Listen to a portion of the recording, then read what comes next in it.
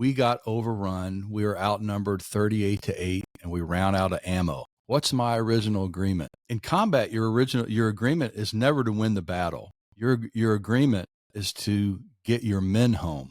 The only way I could figure out how to get my men home was to stay in the fight and keep fighting without ammo. And as long as you keep fighting, your men will keep fighting. Or I could have said, hey, we're outnumbered. Let's just throw up our hands. And there's never been a SEAL survive captivity. So if I quit, we're all going to die. If I don't quit, there may be an opportunity that some of us make it. Or you can listen to this is stupid.